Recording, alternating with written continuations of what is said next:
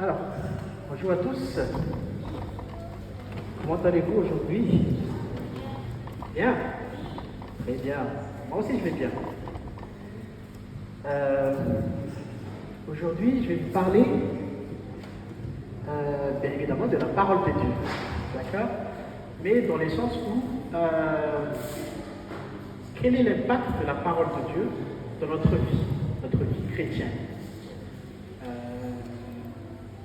Je vais vous montrer à travers des versets quelques aspects de la parole de Dieu. D'accord? Souvent, en fait,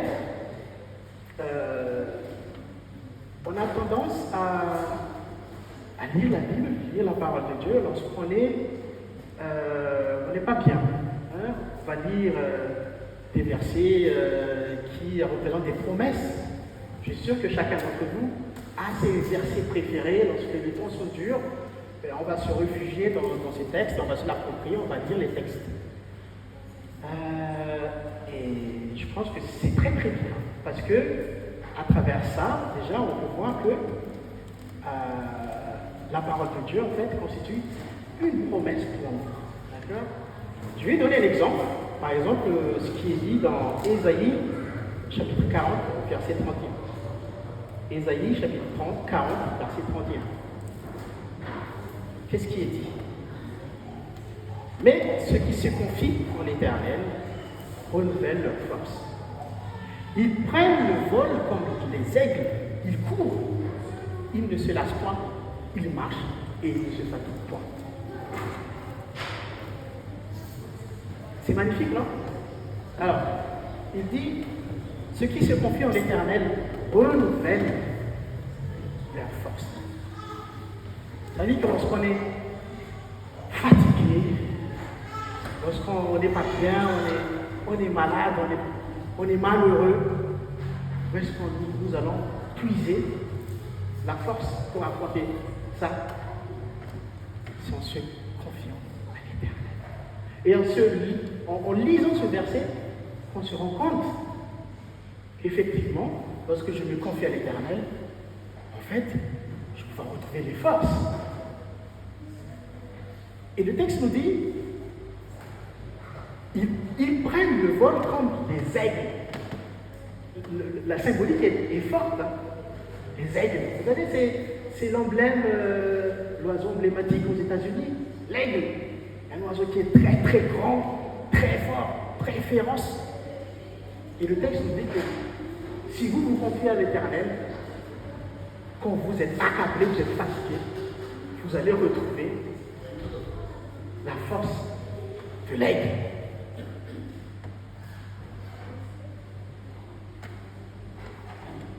Il dit aussi, il court et ne se lasse point. Il marche et se ne fatigue. Ça veut dire qu'on ne peut plus l'arrêter. Tellement il est dans le dynamique, on ne peut plus l'arrêter. Alors qu'avant, il était fatigué, il était blasé. Et c'est ça la puissance de la parole de Dieu. C'est justement le fait de lire le texte qui fait que il y a quelque chose qui se passe en vous. Ah ouais, c'est vrai, je me lève. Mais en fait, ça veut dire que, certes, il y a le texte, il y a la parole, mais si quelqu'un d'autre, vous allez demander à quelqu'un de lire le texte, et que si la personne n'a pas vraiment confiance, le texte ne sert à rien pour lui. Il n'y aura pas le même impact sur cette personne-là, sur vous. C'est pour ça que chacun d'entre nous a ses versets préférés. On n'a pas les mêmes versets. Il y en a d'autres qui nous parlent plus par rapport à nos expériences, par rapport à notre culture. Ça veut dire que Dieu, à travers ses paroles, nous a fait des promesses. Et en fait, la concrétisation de cette promesse se passe à travers nous. Si on n'a pas la foi, si on ne croit pas à ce qui est dit dans le texte, faites l'expérience. Choisissez quelqu'un lambda dans la rue, si veut faire l'expérience, il dit, tu lui de lire le texte. Pour lui, bon, et alors, un aigle, c'est tout. Parce qu'il n'y a pas la foi qui l'accompagne. Et c'est ça la promesse. Est-ce que vous vous rappelez, vous savez la citation qu'on dit à chaque fois?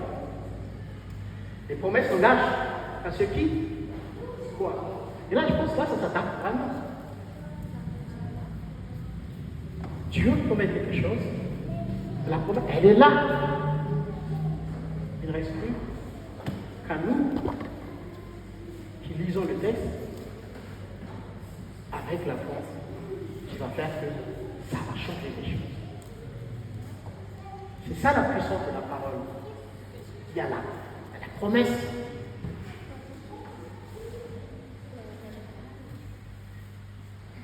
Tout à l'heure, je vous ai dit, il y a la foi. Ok, mais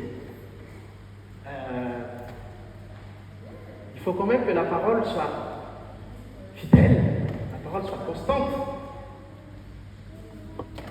On va regarder ce qui est dit dans Hébreux, chapitre 10, verset 23. Qu'est-ce qui est dit? Retenons fermement la profession de notre espérance. Car celui qui a fait la promesse est fidèle. Chers frères et amis, chers frères et sœurs, ne vous inquiétez pas. Celui qui a fait des promesses pour moi, pour vous, pour chacun d'entre nous, il est fidèle. Il est constant, il ne change pas. Les hommes, en tâche, peuvent changer d'avis. Mais Dieu, quand il dit quelque chose, il va le réaliser. Il ne va pas revenir sur ses paroles. Et rassurez-vous, ça sera réalisé. Donc sachez que les promesses, les versets qui vous font bien, qui vous font bien, lorsque vous les lisez, sachez que ce qui est écrit dans le texte est vrai et va se réaliser. Quel que soit les choses que vous voyez autour de vous, gardez ça en tête, que Dieu est fidèle. Et c'est ça, Dieu n'a qu'une seule parole. La parole ne change pas. Accrochez-vous là-dessus. Et c'est avec ça, c'est ça qui va, en fait, déclencher votre foi. Oui, je crois en Dieu parce qu'il est fidèle, je crois à ce qu'il me dit. Et vous allez voler comme un aigle. Vous allez courir, vous allez marcher, vous allez plus vous arrêter. C'est ça la parole de Dieu. Nous avons vu que c'est un souvent de promesse. La parole de Dieu est fidèle. Ne change pas.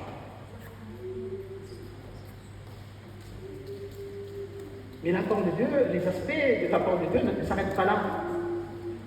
On connaît tous, quand Dieu a créé les cieux et la terre, il l'a créé avec quoi? Avec la parole. Genèse chapitre 1, verset 1. Au commencement, Dieu créa les cieux et les cieux. Et après, on connaît tous la suite. Dieu a dit que la lumière soit, et la lumière fut. Tout ce qu'il a fait, c'est avec la parole. Donc c'est avec la parole que Dieu a fait la création. Souvenez-vous. La création, c'est avec la parole. Les paroles que vous lisez dans la Bible, c'est avec ces paroles-là que Dieu a créé la terre et les cieux. Vous voyez un peu la puissance de cette parole. Quand vous lisez les versets, vos versets préférés, vous allez voler comme un aigle. Sachez que cette parole, la personne qui a prononcé ces paroles, c'est elle-même, c'est cette personne-même qui a fait la création. Et la Bible va un peu plus loin. C'est pas c'est vraiment la parole qui a créé, la parole qui a fait la création. C'est ce que nous allons voir dans Jean chapitre 1, le verset 14. C'est ce qu'il nous dit. Et la parole a été faite chair. Et elle a habité parmi nous, pleine de grâce et de vérité. Et nous avons contemplé sa gloire, une gloire comme la gloire du Fils unique venu du Père. C'est vraiment cette parole, en fait, c'est ce qui a été mis en action pour faire la création, qui est venue sur terre.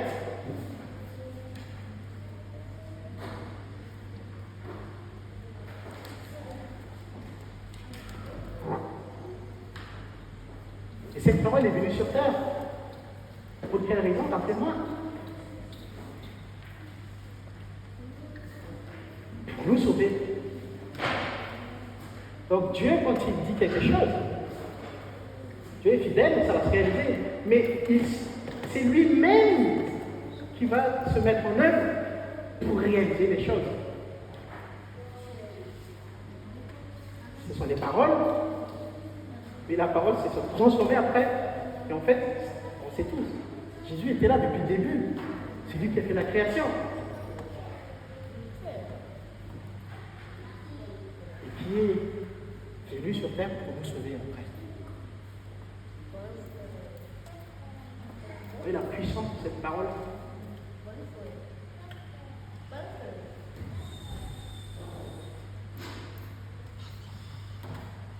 Lisons ce qui se trouve dans Jean chapitre 11, versets 25 à 26. Jean chapitre 11, versets 25 à 26. Voilà. Le contexte, ça parle de Lazare. D'accord? Jésus lui dit, je suis la résurrection et la vie. Celui qui croit en moi vivra, quand même il serait mort. On va juste s'arrêter là. C'est Jésus qui parle. C'est la parole qui dit, la parole qui a fait la création, qui dit, je suis la résurrection et la vie. La boucle est bouclée. Je suis la résurrection et la vie. Parce que cette parole qui a donné la vie à travers la création, et là il lui confirme qu'à travers lui, parce que l'être humain, l'homme a péché, et à travers lui, l'homme va retrouver ce salut, cette rédemption. Et vous imaginez, c'est vraiment Dieu lui-même qui s'est sacrifié et qui a montré que tout le monde, c'est ça la résurrection. J'ai le pouvoir. Si tu ne crois pas, quand je dis que j'ai fait la création, je vais te montrer, parce que ce qui te fait peur, c'est la mort. Et je vais te montrer que je vais défier la mort. La résurrection. Je suis la vie. Mais à condition que nous y croyons. Ce qu'il dit. Celui qui croit en moi.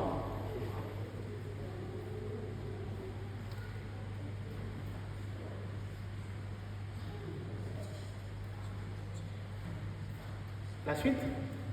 Et quiconque vit et croit en moi ne mourra jamais. Crois-tu cela?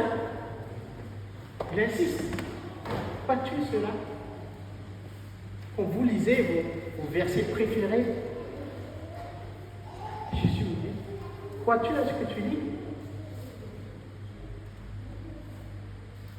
Et l'impact sera différent si vous mettez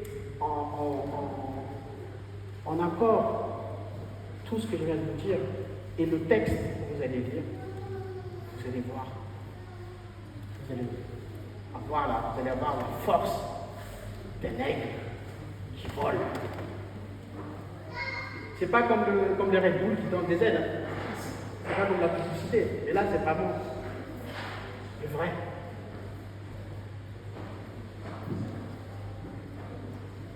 Mais quand Jésus était sur terre, il a guéri aussi. Hein, si nous lisons ce qui se trouve dans Jean chapitre 5, versets 8 à 9. Jean chapitre 5, versets 8 à 9. Le contexte, c'est que c'est quand Jésus guérit l'homme qui était paralysé, qui était devant la piscine, qui essaie vraiment de se mettre dedans en espérant qu'il sera guéri. Et là, Jésus dit, lève-toi. Lui dit Jésus, prends ton lit et marche. Un homme qui a depuis, je ne sais plus combien d'années, qui était paralysé, qui était désespéré, et Jésus, à travers ses paroles, dit, lève-toi, prends ton lit et marche.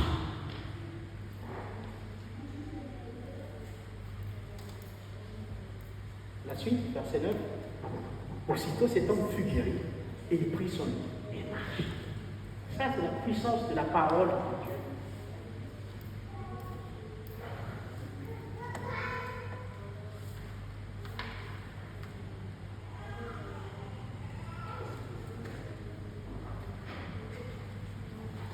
Croyez-vous à ce que vous lisez à travers les versets que vous préférez? Ce n'est pas juste une sorte de rituel ou une habitude, quand ça repart, je prends la petite de texte et c'est tout. Non. C'est vraiment, il y a une habitude à adopter. Parce que la parole que vous allez lire est puissante. Elle guérit, elle sauve. Elle a fait la création.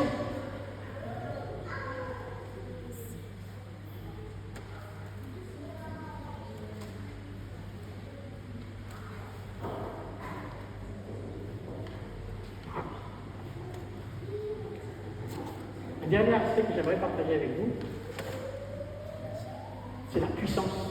Parce que j'arrêtais pas de dire la puissance, mais j'aimerais quand même insister sur un aspect assez particulier. Je pense que j'en ai déjà parlé à travers une de mes prédications. On va revenir sur le texte de Genèse, chapitre 1. Cette fois-ci, on va partir du verset 3 à 5. Verset 3 à 5, on continue dans la création. Donc Dieu dit que la lumière soit, la lumière fut. D'accord? Très bien. Dieu vit que la lumière était bonne et Dieu sépara la lumière avec les ténèbres. Continue. Dieu appela la lumière le jour, il appela les ténèbres nuit. Ainsi, il y eut un soir et il y eut un matin. Ce fut le premier jour. Ce fut le premier jour. D'accord? Donc le texte nous dit, Dieu a créé la lumière et il sépara la lumière de la nuit. Il y eut le jour et la nuit. Ce fut le premier jour. Mais rappelez-moi, qu'est-ce qui a éclairé alors le jour? C'est quoi la lumière dont le texte nous parle ici? Que la lumière soit et la lumière fut, il y eut un jour et la nuit. Si vous lisez la suite, c'est au 4e jour que Dieu a créé le soleil, les étoiles et la lune. Et alors pourquoi, sans le soleil, ni la lune, ni les étoiles, on arrive à distinguer le jour et la nuit?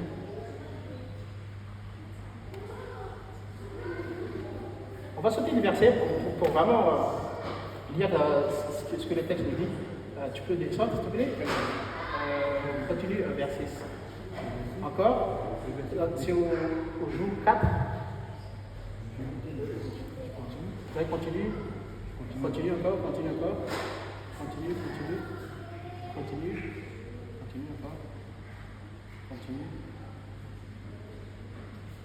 Voilà, c'est ça. Après, voilà. C'est là, 4e jour, Dieu dit qu'il y ait des luminaires dans l'étendue du ciel pour séparer le jour avec la nuit. Que ce soit des signes pour marquer les époques, les jours et les ans. Le texte nous dit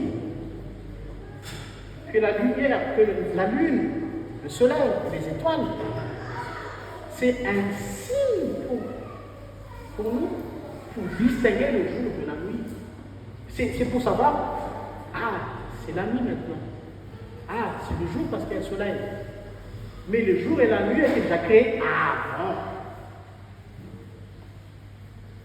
Ça, c'est le 4e jour. Donc, si on revient au premier jour, en fait, au final, quand le texte nous dit, ce fit le premier jour, il a bien dit, verset 3, s'il te plaît, tu peux revenir au verset 3. Voilà. Que la lumière soit et la lumière fut. Dieu vit que la lumière était bonne, et Dieu sépara la lumière avec les ténèbres. Il a séparé le jour de la nuit. Avant, les deux étaient confondus. Il les a séparés. Il a dit ce fut le premier jour. C'est là où la notion du temps a démarré. Le premier jour. Le soleil et la lune est juste là pour nous indiquer on est le matin, on est le soir. Ça veut dire que Dieu, quand il a créé le monde, la notion de temps n'était même pas là. Il n'est pas soumis au temps. La notion de chronologie, il l'a créée là. Ce fut le premier jour. Donc c'est là où c'est puissant.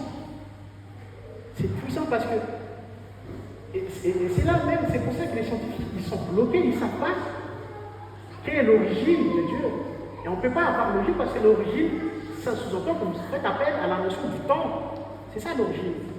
Quand vous faites l'arbre généalogique, vous remontez, mais vous remontez à votre père, votre grand-père, et ainsi de suite, pour voir par rapport au temps. Mais à Dieu, ça ne s'applique pas. Même si vous dites la question, qui a créé Dieu, à quel moment Dieu, ça n'a pas de sens.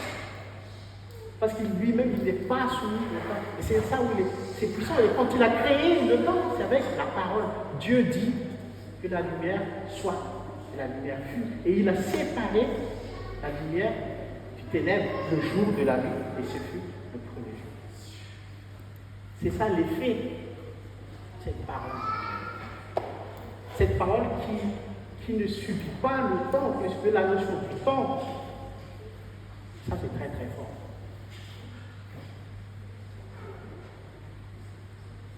C'est ça la puissance de la parole que nous lisons toujours. Je ne sais pas si vous imaginez l'ampleur de tout ça.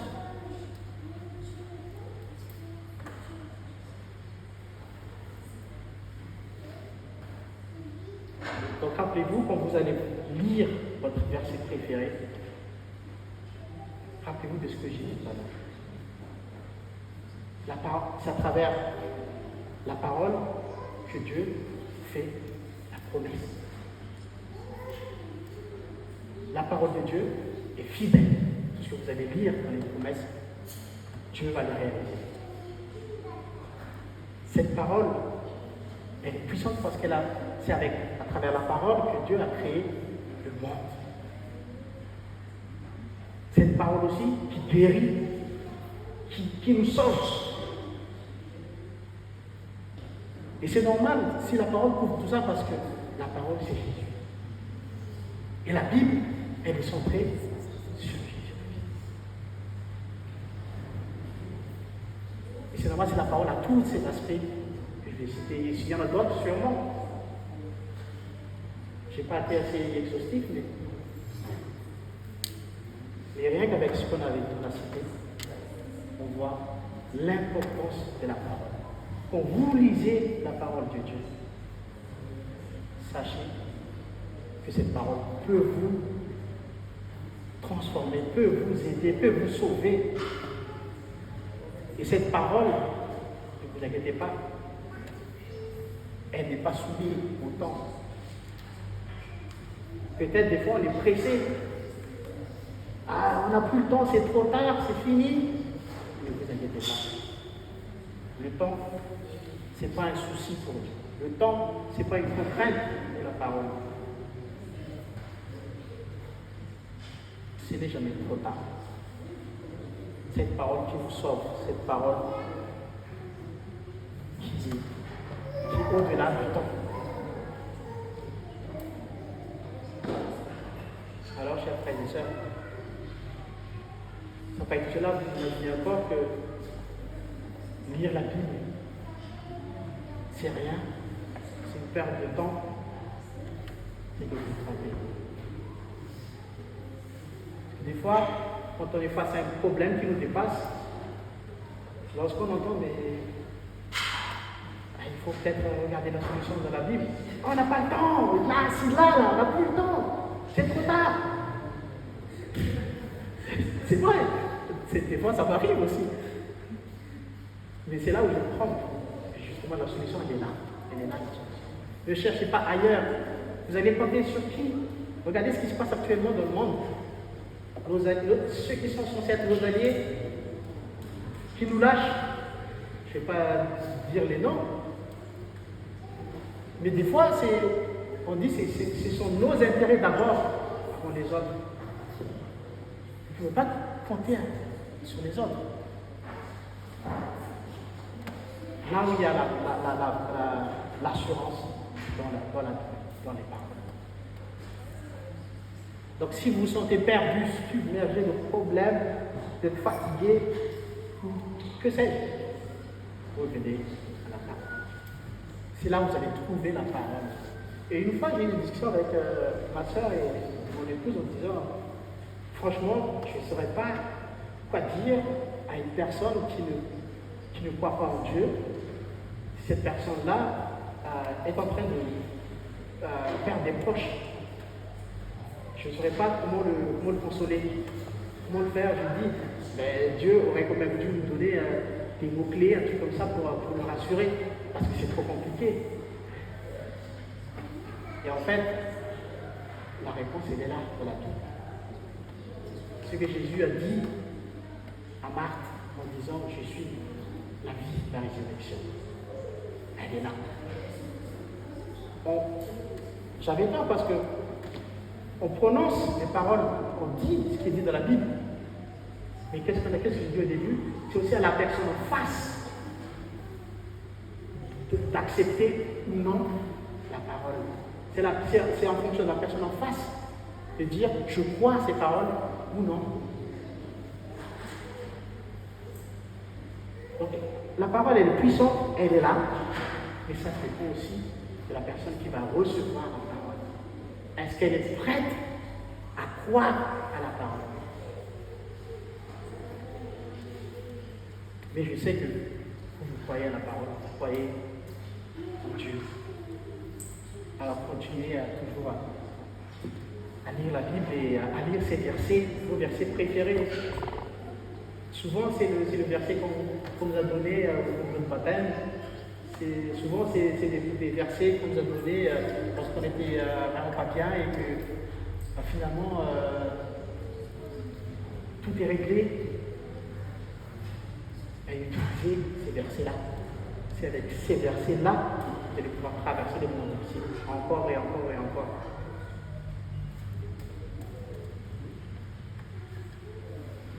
Croyez à ces paroles.